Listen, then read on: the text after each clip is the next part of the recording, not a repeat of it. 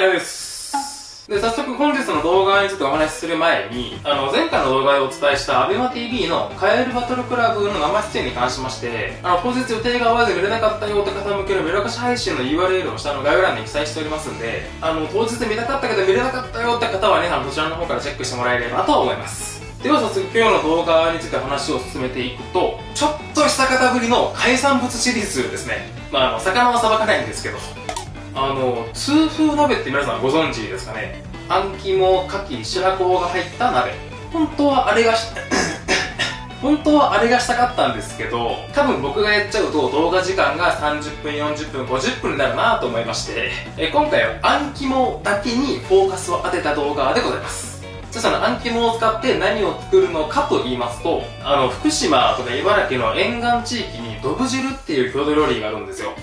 簡単に言うと味噌味ベースのあん肝が溶け込んだあんこう鍋みたいなやつ。今回はそれを参考にしまして、もはやあんこうの身すら入れず、もうあん肝と野菜だけど、もうあん肝盛りだくさんの鍋を作っていこうと思います。で、今回もおそらくすごく調理編が長いので、前置きはここら辺にしておいて、早速今日も作っていきましょう。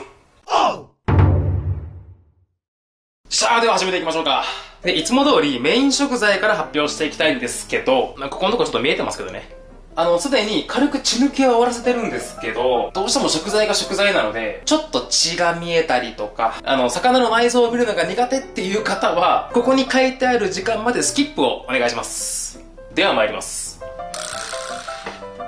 4キロのあん肝です。もうちょっともう見て、もうこのプリプリ感ね。で、もうこの色からしても鮮度は抜群なんですけど、今回のは中国産のあん肝ですね。もうこの時期日本の海ってもう海温が上がってるんで、物によっては中国産の方がプリピリっとして値段も安くていいものらしいですね。ちなみに今回のお値段、こちら全部で2万と4000円です。正直あん肝の需要が一番高い1月の国産のあん肝とかと比べたら、もう全然安いと思います。では冒頭の話はここら辺にして、今この段階だとこういった血管とか太い筋とかが残っているので、まずはこういったものの除去から始まります。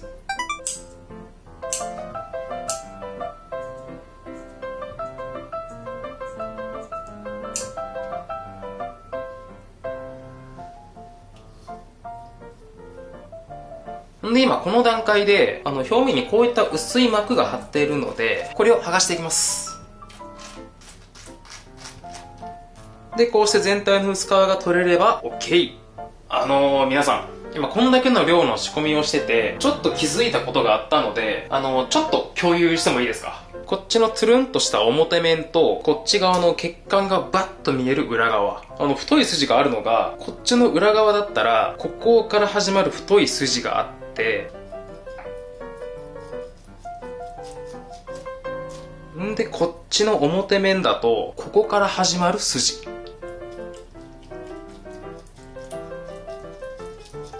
ただこっち側は結構奥の方に埋まってるんで、スッと切り込み入れた方が取りやすいとは思いますけど。で、この表面の薄い膜なんですけど、今回みたいなしっかりとね、したこのあん肝なら多分剥けるんですけど、ちょっと柔らかくなっちゃったやつはもうこれ剥いちゃうとドロッと溶け出しちゃうんで、無理に取らなくてもいいのかなと思います。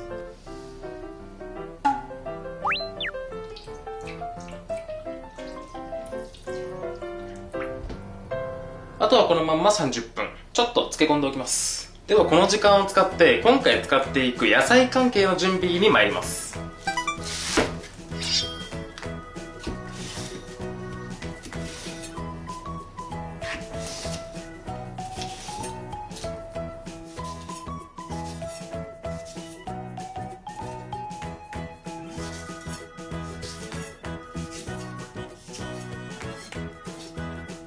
で、こっちの葉っぱの方は、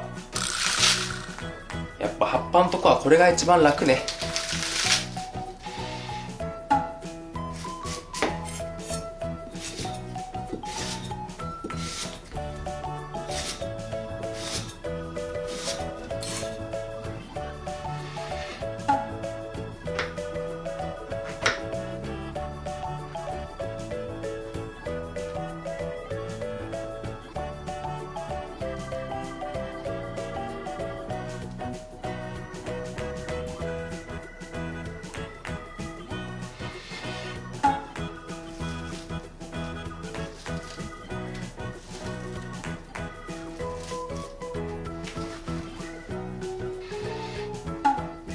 さっき言い忘れたんですけど、この椎茸の軸とか、この飾り切りの端っことか、これもまた後で入れていきます。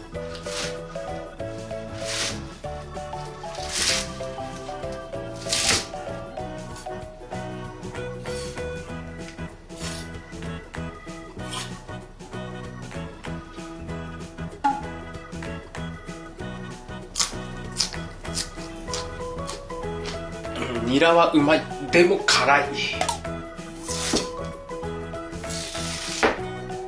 そうしたらこの切った長芋を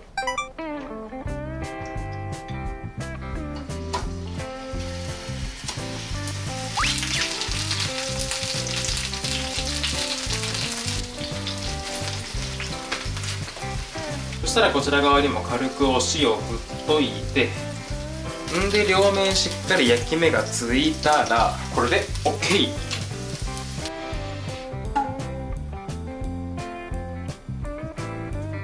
これにて野菜の準備完了。特に理由はないけどちょっとかっこよくしてみた。んでそんなこんなしてるうちに無事こちらの漬け込みも終わりましたね。ではこのあん肝の続きに参ります。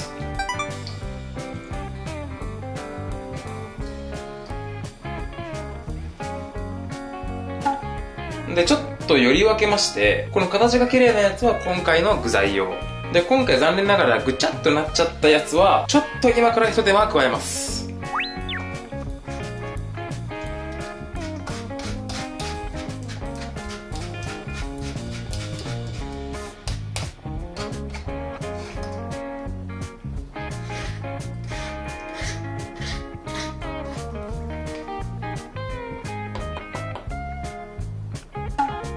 自家製あん肝生ペーストですね。でこの今回のあん肝がそもそも生食用ではないっていうのと、この中にまだ酒が入ってるんで、アルコールの苦味とか、あとアルコール臭さとか、そういったものが入ってるんで、こちらは生ではなく加熱して使う用のペーストですね。で今回これが今回のスープのベースになります。では今からこちらを使いまして鍋のスープを作っていきますんで、その材料をせーの。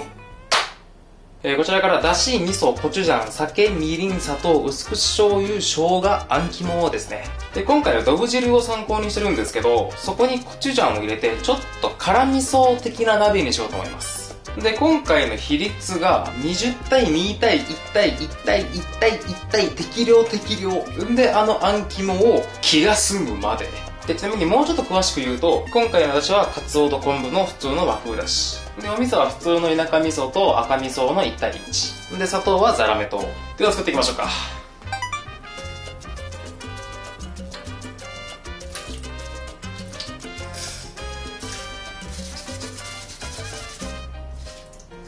あとはこのあん肝を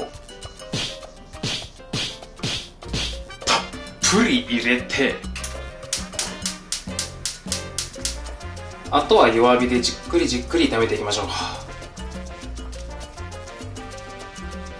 今この段階でめっちゃいい匂いする。もうまさしくあん肝の香りやね。そしたらここまで来たらだしで伸ばして、これで完成。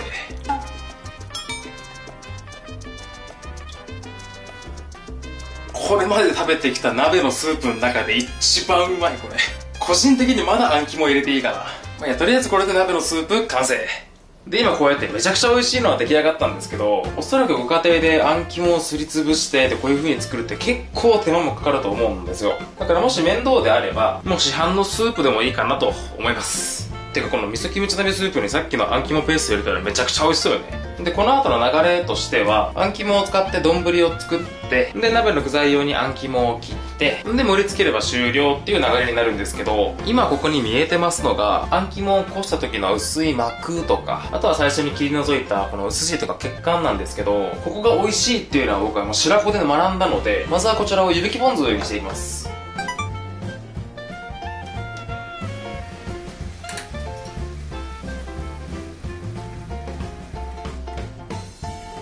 で粗熱が取れたらラップをして冷蔵庫で待機ですね。ではここから今回のご飯を仕上げていこうと思います。で今回のご飯としては、今回のあん肝とかカワハギの肝って海のフォアグラとか言ったりするので、もうまさにフォアグラ丼的な感じで作っていきます。で、まずはそのソースから作っていきたいんですけど、今回作っていくのはマデラソースっていうやつですね。まあマデラって言ったり、マディラって言ったり、マデイラって言ったりするんですけど、じゃあまずそもそもマデラソースとは何ぞやというと、フレンチとかで牛フィレ肉の上にフォアグラが乗ってあって、その上からかかってる黒いソース。あのソースのことなんですけど、でその作り方も今回はすごくシンプルに、こちらからマデラワイン、フォンドボー、塩、胡椒、バターですね。で、今回の比率が1対3対適量。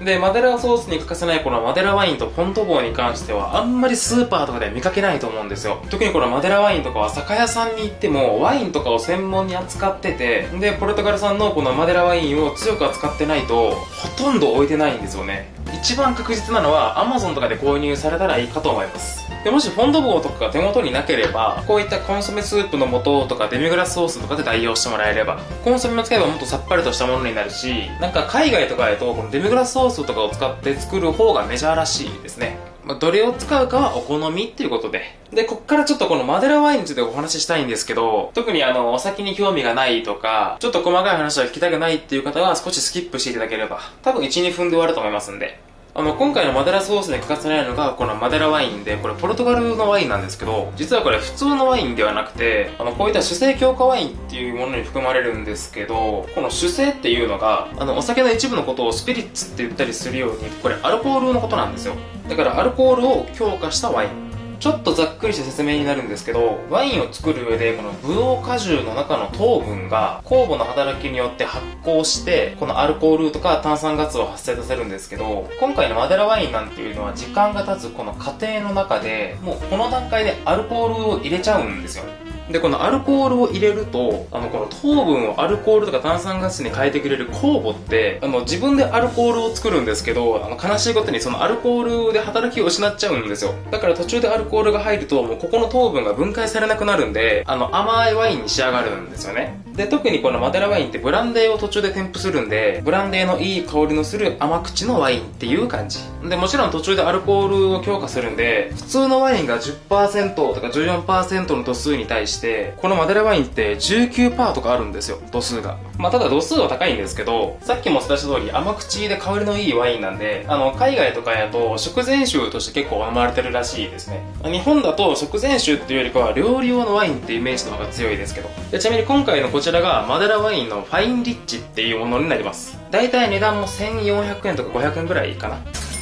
で、マデラワインって言ってもいっぱい種類があって、こちら側なんかは1本3000円から4000円ぐらいするんですけど、こっちは全部白ワインベース。で、こっちは赤。マデラソースを作るならこの赤のマデラワインなら基本的に何でもいいかなと思ったりはするんですけど、まあただあまり手に入りにくいワインではあるので、もしなければ、まあ普通の赤ワインでもいいのかなと。で、さらにブランデーなんかを加えたらなんかよりそれっぽくなるのかなと。まあでもこれは両方とも僕の晩酌用なんで今回は使いませんけど。ではちょっと長くなっちゃいましたけど、ここからそのマデラソース作りに参ります。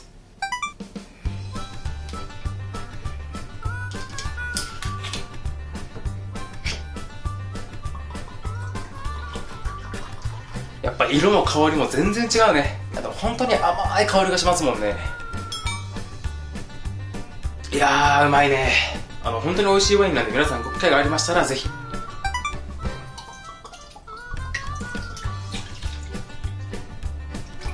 そしたらこれを火にかけて、でこの時あまり火が強いとこう鍋肌から焦げちゃうんで、優しい火加減でこのままぐーっと煮詰めていって、とろみがつくぐらいまで煮詰めていきます。ではこれはまだまだ時間かかりますんで、この間にこちらのあん肝を鍋用と丼用に切り分けていきます。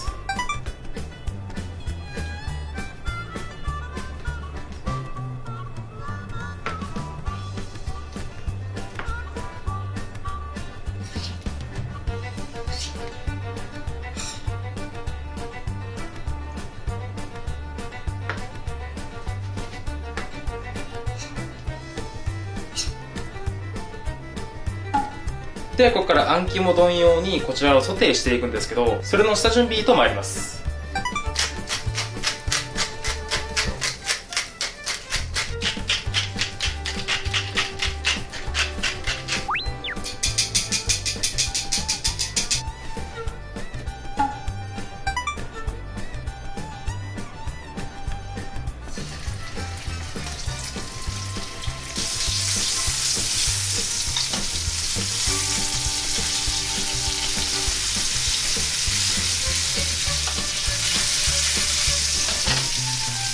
で両面がパリッとすれば完成。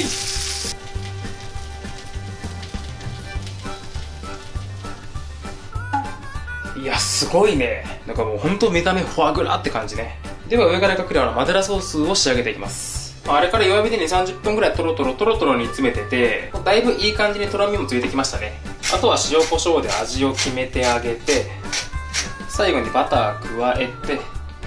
照りと香りが出れば完成。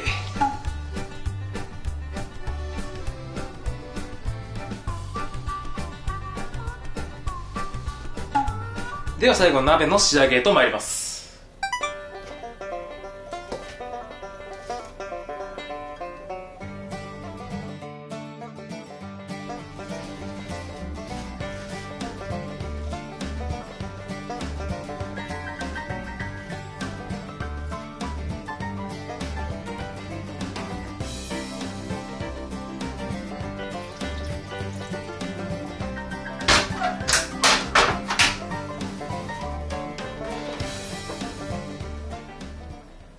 はい、これであん肝セットの出来上がりです。では実食編へゴー。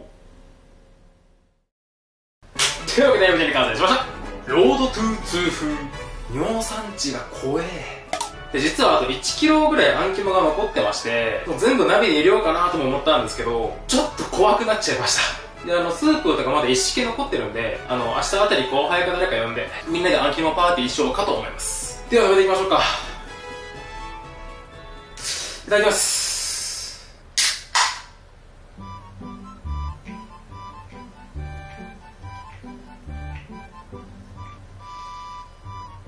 うまっ。なんか目が覚めた。で、こちらもうちょっと時間かかりそうなんで、こちらのあん肝丼から参りましょうか。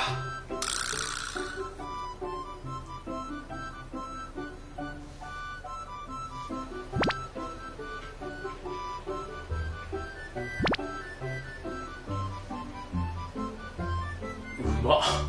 鼻から抜ける香りとか、この舌に来る味っていうところで言うと、フォアグラとはちょっと違うんですけど、なんていうかな、このベロの上にこう練り広がっていく感じとか、あとこのオイリーな感じとか、ほんとフォアグラそっくりですよね。で、今回鮮度がいいあん肝を使ってるっていうのと、簡単な作業ではありましたけど、一応臭み抜きもしてあるんで、生臭みとか磯臭さとか、そういったものは皆無ですね。で、このマデラソースの甘酸っぱい感じがまあたまらんんですよ。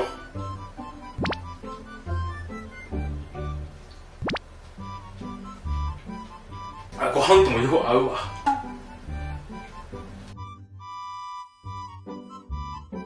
っていうところでだいぶ鍋もいい感じじゃないですかね。これ食べる前にもう宣言していいですか？うまい。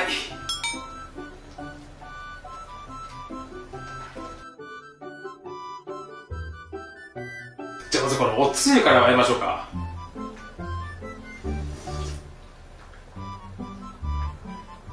真面目にこれまでの中で一番うまいかもしれん。なんこれうまっ。一応ベースは味噌なんで、ちょっとお味噌の味はするんですけど、なんだろうね、あん肝のコクがすごすぎて、なんかちょっと担々麺のスープみたいなああいう感じなんですよね。ごまのコクが効いてるような。で、一番最初にスープを作って味見をした時よりも、この中のあん肝がさらに溶け込んで、ニラとかネギとか椎茸の香りも入って、とんでもないものが出来上がってます、これ。では、こちらのあん肝も参りましょうか。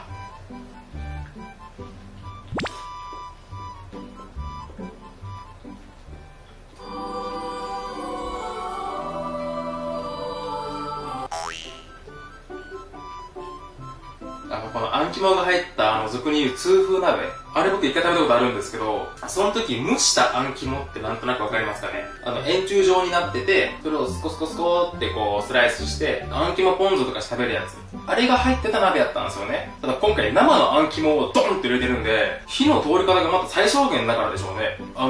絹ごし豆腐以上に絹ごし。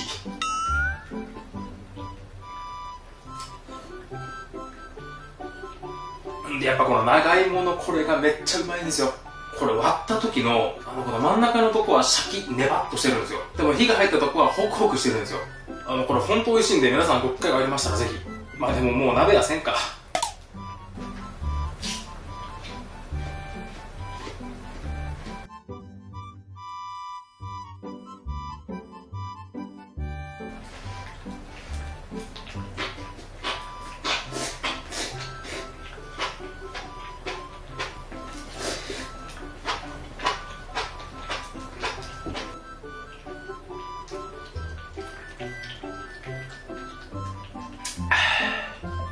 ちろんあん肝そのものもめちゃくちゃ美味しいんですけど、このあん肝のスープを吸った野菜が恐ろしくうまいですね。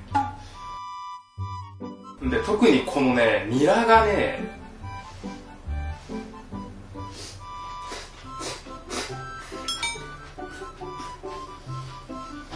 あー、使った。このニラがあんこうとめっちゃ合う。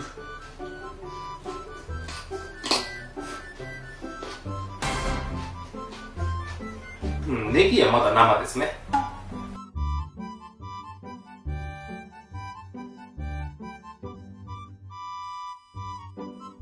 じゃあここら辺でちょっとこれいってみましょうか。血管とかそこら辺のいびきポン酢。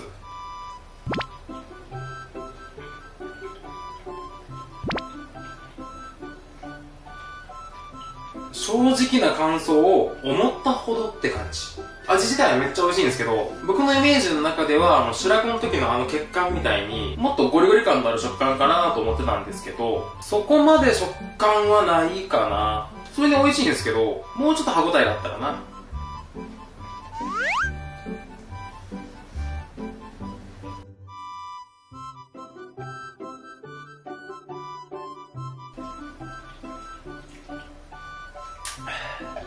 というわけで、あん肝丼完食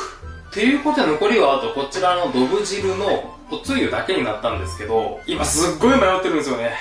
ここにご飯入れて雑炊っぽい感じにしたら絶対うまいんですよ。間違いなく美味しいやろうなとは思うんですけど、ちょっと怖いんですよね。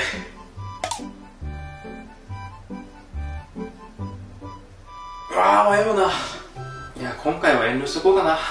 ちょっと不完全燃焼ではありますけど、一応具材を食べてから許してください。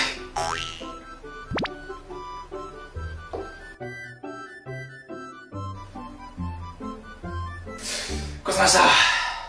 た。いやー、うまかったね。